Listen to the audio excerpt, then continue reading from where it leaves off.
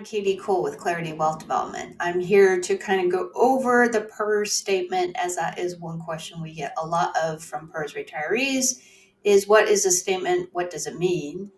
One thing we're going to go over today is just tier 1 and tier 2. This is pretty much for people who have been hired by PERS before 2003.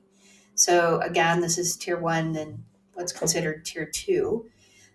What I would like to kind of share is what the PERS statement is made up of. So, number one thing in the middle on the top is your PERS ID. This is important for any communication with PERS. This is what you use to fill out any forms with them, and it's one way to get your statements.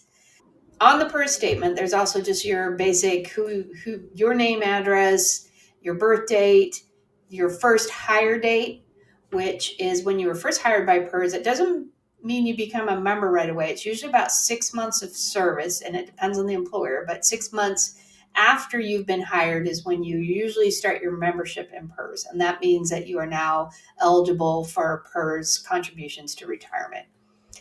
And that is in the middle is what your membership date. You may have had some breaks in appointment or didn't or worked for a company before that didn't had more than 6 months, but most people falls into the 6 month service. Your job classification is the next piece on this kind of that first part of the form on the top. The second part is kind of the first part of your retirement benefits. This goes through what you have in your tier 1 pension and whether you have a regular account or variable account. Many years before, it used to be just a regular account. It was what the PERS member board came up with as returns for those accounts for the year, and that's what you earned. It was kind of a fixed return rate. It has been higher in the past, but is right now is about 7.2. The variable account is where the accounts are actually invested, and you see the return on this either go up or down depending on what markets are doing. PERS has a different style of investing, but basically you're taking a little bit more risk for a little higher reward. So this has worked really well in the last few years for folks, but there is a difference between what the regular account and the variable account, and it does show you how much you have in each if you have both. Some people only have one. So this is important to know. This is just one piece of your pension. The other part is what they call kind of the money match formula, which is what PERS puts into your pension. I have a lot of people who say, well, my tier 1 balance is only this. That's not really going to get me much in a pension.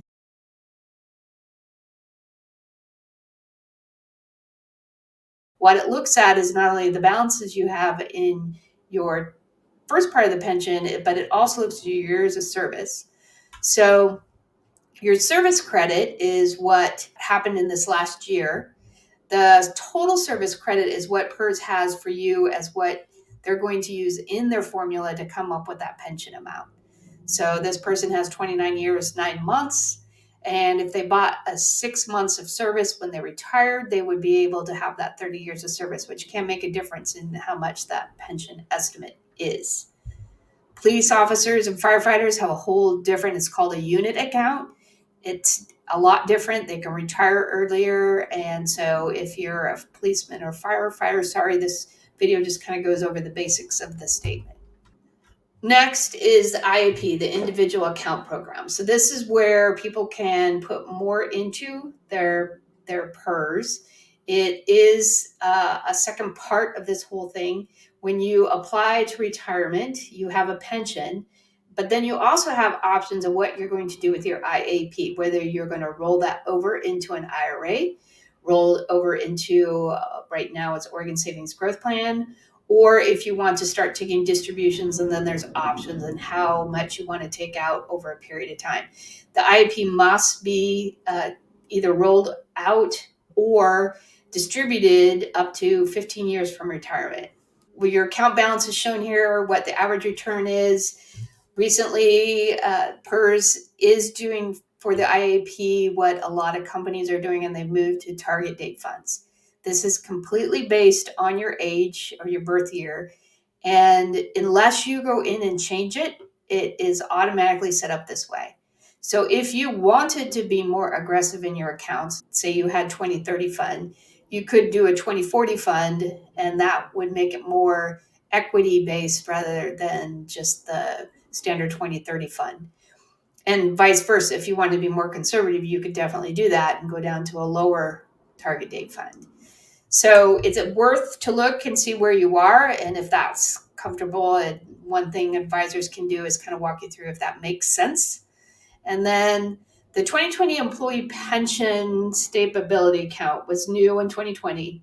It is based on your salary. So a lot of people may not be paying into this at all.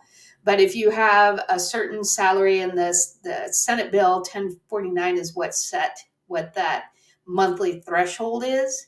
If you're over that monthly threshold, and it does change, then you will be paying 2.5% of your IAP into this account to make sure that it can fund pensions. And one thing I do suggest people do is if they really want to know the details on that, I'm not going to go into it today, but there is documentation on the PERS website about what that is and who actually pays into it. If you see it on your statement, then you are paying into it. And what this means is the 3.5% is going into the IAP.